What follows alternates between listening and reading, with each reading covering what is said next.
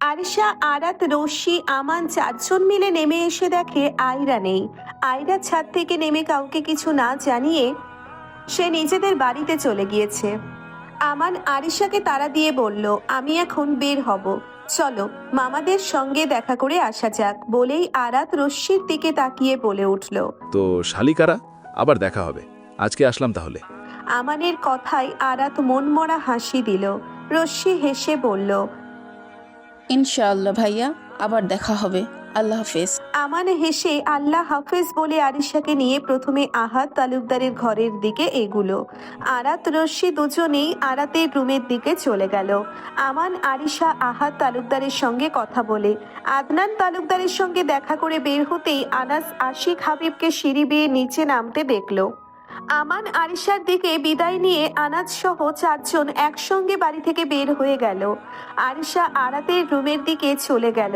সময়টা সন্ধ্যে 7:45। ঘরে ড্রয়িং রুমের সোফাতে বসে আছেন তালুকদার বাড়ির দুই কর্তা, আদনান তালুকদার, আহাত তালুকদার। আদনান তালুকদার সোফাতে বসে খবরের কাগজে মুখ ডোবানো। আহাত তালুকদার চাতে চুমুক দিতে দিতে বাঁ হাতে ইমোট দিয়ে টিভির একটার পর একটা চ্যানেল পাল্টাচ্ছে। ঠিক তখনই সদর দরজা দিয়ে ঢুকতে দেখা গেল রাহিমা সুলতানাকে, রশ্মির আম্মু। রাহিমা সুলতানা ড্রয়িং রুমে এসেই আদনান তালুকদার আহাত তালুকদারকে সোফায় বসে থাকতে দেখে সালাম দিলেন। ইনশাআল্লাহ ভাইয়া, আবার দেখা হবে। আল্লাহ হাফেজ। আদনান তালুকদার আহাত তালুকদারের চোখ তুলে একবার সেদিকে তাকিয়ে সালাম দিলেন। ওয়ালাইকুম আসসালাম ওরহমতুল্লাহি ওবরকাতুহু। রাহিমা সুলতানা সালামের উত্তর পেতেই এদিকে ওদিকে তাকিয়ে আদিবা তালুকদার রাবিয়া তালুকদারকে খুঁজতে লাগলো। তখনই আহাত তালুকদার বলে উঠল, ভাবি, সবাই দোতলা রুমে আড্ডা দিচ্ছে, ওখানেই সবাইকে পাবেন। রাহিমা সুলতানা জি ভাইজান বলে দোতলা চলে যায়।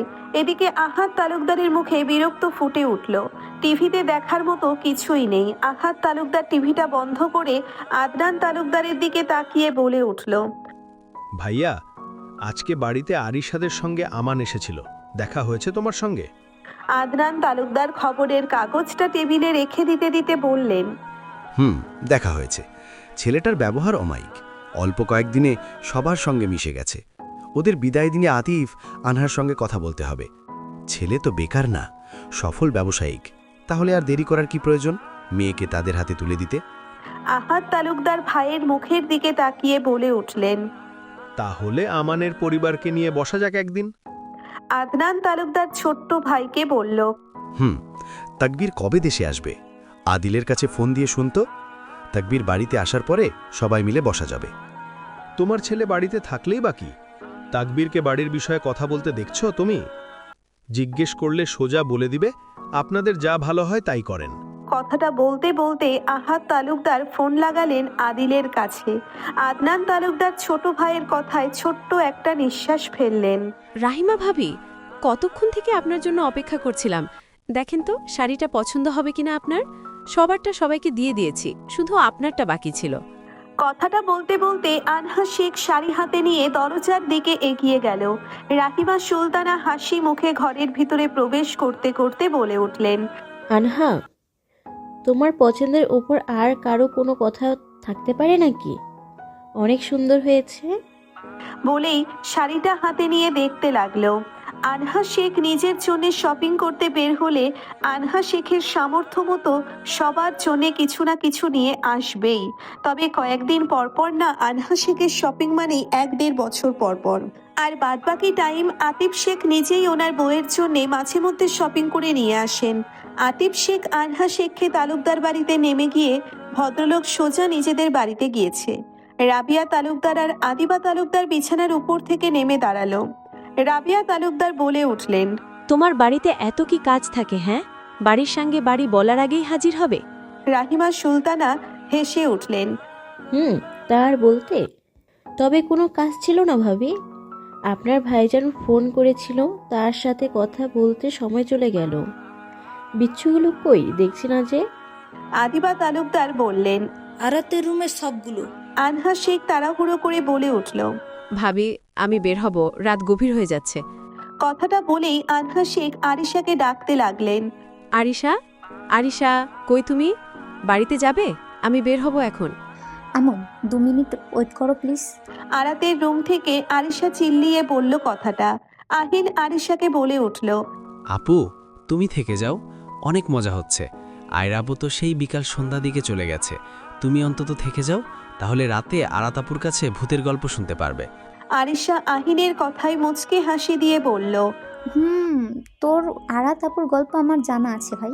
ওর গল্প তোদের দুজনের জন্যই পারফেক্ট। মাঝখান থেকে শুধু রোশনিটাকে ভুগতে হয়। আমি আর আয়রাত তো বেঁচে গিয়েছি, নয়তো রোশনির মতো আমাদেরও দুজনকে ভুগতে হতো। আরাত কিছু বলবে তার আগেই আরিশা আরাতকে কিছু বলতে না দিয়ে রুম থেকে বের হতে হতে বলল, আজকের জন্য আল্লাহ হাফেজ সবগুলোরে। আমি চাই আমার বোনটাকে গিয়ে একটু জ্বালাতে হবে। আল্লাহ হাফেজ, আল্লাহ হাফেজ। বলেই আরিশা রুম থেকে বের হয়ে গেল। এদিকে রশ্মি আরিশার কথায় হাসতে শুরু করলো। আরাত রশ্মির দিকে রাগী লোক দিয়ে বলে, আরিশা আপু আমার সম্মানের গলা চেপে দিয়ে গেল, আর তুই হাসতেছিস? দাঁড়া। আরাত কথাটা বলেই রশ্মিকে বিছানায় ধাক্কা দিয়ে বালিশ দিয়ে মারতে শুরু করলো। রশ্মি এবার বলে ওঠে, আরিশা আপুর রাগ আমার ওপর তুলছিস কেন ছেমরি? দূরে সর সর। বলেই রশ্মি বিছানায় বসে আর একটা বালিশ নিয়ে আরাতকে মারতে শুরু করে। এদিকে আলভি বিছানার কাছে এসে আরাতকে বলে উঠল, মায়াবতী হচ্ছে না তো, তুমি চাইলে আমি তোমাকে হেল্প করতে পারি। একটা কাজ করো। বিছানার ঝাড়ু আরাতের দিকে এগিয়ে দিয়ে পুনরায় বলতে শুরু করলো। তুমি বরং এটা ব্যবহার করতে পারো। সঙ্গে সঙ্গে আরাত রশ্মি দুজনেই মারামারি বন্ধ করে আলভিরের দিকে কপাল কুঁচকে তাকালো। আলভি এবার দুজনকে দেখে নিয়ে মুখে ক্যাবলা মার্কা হাসি দিয়ে বলল, ওহো, তোমরা বালিশ দিয়ে মারামারি করতেই কমফোর্টেবল করছো তাই না? আচ্ছা, ঝাড়ু থাক, তাহলে তোমরা বালিশ দিয়েই কন্টিনিউ করতে পারো, আমার সমস্যা নেই। আলভি ঝাড়ু বিছানায় রেখে দিতে দিতে কয়েক পা পিছনে যেতে যেতে মাথায় ইশারায় বোঝালো কন্টিনিউ কন্টিনিউ। আহিন দুই পকেটে হাত গুজে সোফার কর্নারে বসে আছে। ভাবটা এমন এখানে কোনো কমেডি শো চলছে, আর আহিন হচ্ছে সেই শোর মেহমান। হঠাৎ সোফার একপাশে রশ্মির ফোনটা টং টং শব্দ করলো। রশ্মিরাত এবার দুজনেই বিছানা থেকে দাঁড়িয়ে নিজেদের জামাকাপড় ঠিকঠাক করতে করতে রশ্মি আহিনকে বলে উঠল, এই আহিন ফোনটা দিয়ে যা তো ভাই। আহিন মুখটা অসহায় ফেস করে ঢং করে গেয়ে উঠল, আমি পারবো না, আমি পারবো না, আমি পারবো না, ওহো পারবো না এখান থেকে উঠতে আমি, তেমার ঠেকা পড়লে নিয়ে যাও তুমি, আমাকে উঠতে বইলো না, হা হা হা। আরাত আহিরের মতো করে সুর তুলে বলে উঠল, পোলা তুই বহুত শিয়ানা, কথায় কথায় শুধুই বাহানা। ও আমার চেলটু চেলা, কথা না শুনলে দিব পেলা। মায়াবতী, এত রাতে তোমাকে কে মেসেজ দেয় গো? তুমি আমাকে ধোকা দিচ্ছ তাই না? আলভি কান্নার ঢং করে আরাতের দিকে আঙ্গুল ত্যাগ করে গিয়ে উঠল, ও মায়াবতী মায়াবতী, তুমি অপরাধ করছো রে। আমার যত্ন করা ভালোবাসায় বাটপার ঢোকাচ্ছ যে, আমার ভালোবাসার অনুভূতির মধ্যে কারে ঢোকাচ্ছ রে। তারে পাইলে ইচ্ছা মতো কয়েকটা দিতাম যে। চুপ করবি তোরা? এই আহিন আলবি, রুম থেকে বের হয়ে যা তো তোরা। তোরা তিনজন একসঙ্গে থাকলেই শয়তানও তোদের আশেপাশে আসতে ভয় পায়। রশ্মি তিনজনের নাটক দেখে বিরক্ত হয়ে আহিন আলভির হাত ধরে রুম থেকে বের করে দিচ্ছে।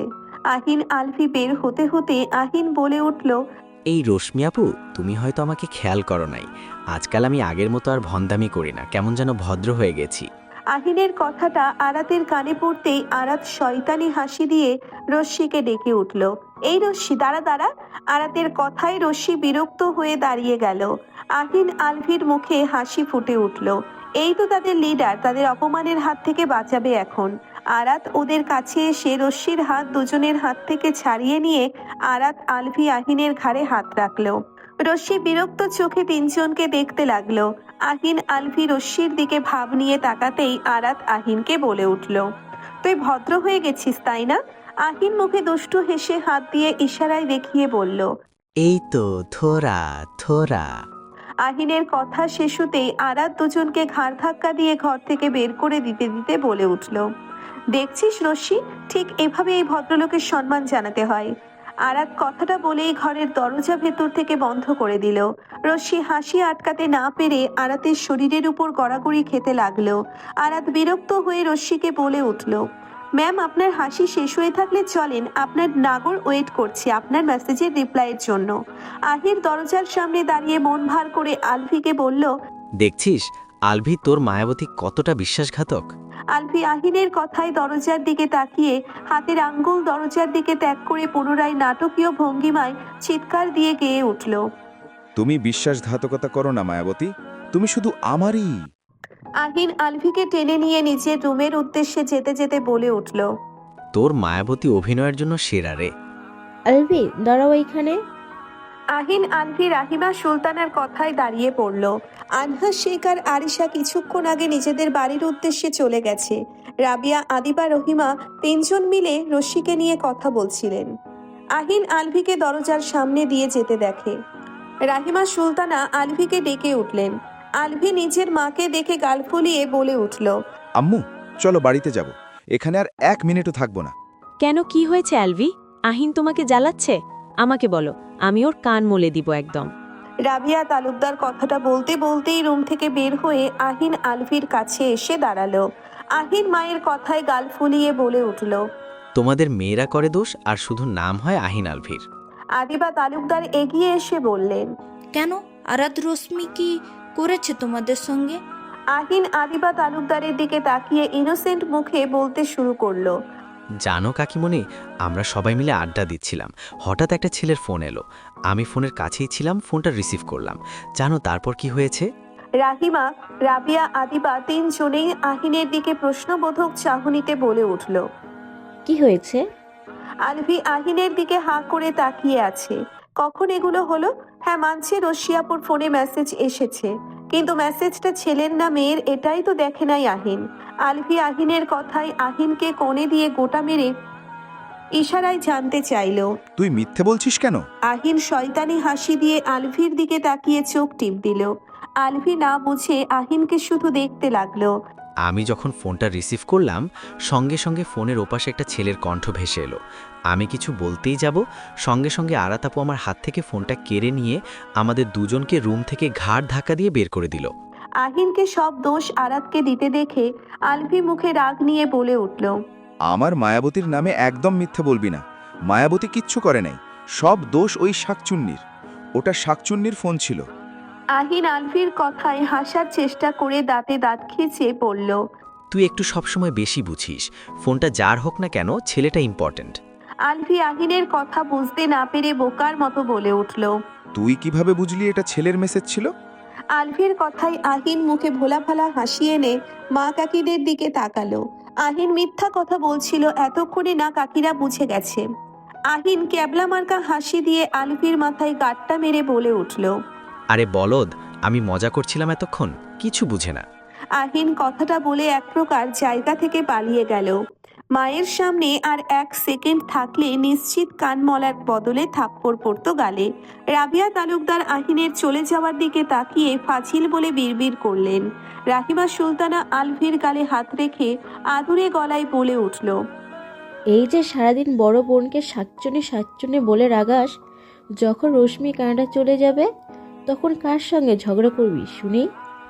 আলভি মায়ের কথায় অবাক চোখে বলে উঠল, শাকচুন্নি কানাডা চলে যাবে মানে? তোর বাবা রশ্মিকে কানাডা ইউনিভার্সিটিতে পড়াবে, রশ্মিকে তোর বাবার কাছে নিয়ে যাবে। রাহিমা সুলতানা নিজের পুরো কথা শেষ করার আগেই আলভি মন খারাপ করে বলে উঠল, তাহলে আমার মায়াবতীর কি হবে? আমার মায়াবতী থাকতে পারবে না শাকচুন্নিকে ছাড়া। দেখো, শাকচুন্নিও মায়াবতীকে ছাড়া এই দূর দেশে যাবে না। আদিবা তালুকদার উদাসী গলায় বললেন, আমিও এটাই ভাবছি, রশ্মি রাত আলাদা হবে না কখনো। রশ্মি আর আরাতকে রেখে যাবে না, ওরা ছোট্ট থেকে কখনো আলাদা থাকে নাই, যেখানে তো দূর দেশ। রাহিমা সুলতানা চিন্তিত মুখে বললেন, আমিও এটা নিয়ে টেনশন করছি ভাবি। আপনার ভাইজান আমাকে বেশ কিছুদিন আগেই কথাটা বলেছিল, রশ্মির এসএসসি দেওয়ার পর কানাডা ইউনিভার্সিটিতে পড়ানোর জন্য নিয়ে যাবে, কিন্তু আমি কাউকে কিছু বলি নাই। ভাবি, এই রশ্মির বিষয় এসএসসি শেষ হলেই বলবো। এখন তো এসএসসি শেষ, কলেজ শুরু করতে হবে। এজন্য আজকে আপনার ভাইজান কথাটা রশ্মিকে জানাতে বলল। সঙ্গে এটাও বলল, রশ্মি কানাডা যাওয়ার পর আমাদেরও যাওয়া আসা চলতেই থাকবে। কিন্তু রশ্মি তো রাজি হবে না। আরাতকে ছেড়ে দূর দেশে যেতে এবার কি করব বলেন তো ভাবি? আদিবা তালুকদার বললেন, আমি তো মেনে নিতেই পারছি না, মেয়েটা আমাদের ছেড়ে ওই দূর দেশে পড়ে থাকবে। পড়াশোনার জন্য কেন বাংলাদেশ কি কলেজ ভার্সিটির অভাব পড়েছে নাকি রশ্মিকে এত দূরে পড়াশোনা করার জন্য পাঠাতে হবে? ভাইজান নিজেই তো ঠিক মতো দেশে থাকে না, বিজনেসের জন্য কানাডায় পড়ে থাকে। তো রশ্মিকে পড়াশোনার জন্য নিয়ে গিয়ে আস্তে আস্তে আপনারাও সেটেল হয়ে যাওয়ার সিদ্ধান্ত রাখেন নাই তো ভাবি? রাহিমা সুলতানা আদিবা তালুকদারের কথাই বললেন। না না ভাবি, আমরা শুধু যাওয়া আসা করব। আপনার ভাইজান বাংলাদেশে সেটেল হওয়ার চিন্তা ভাবনা করছে।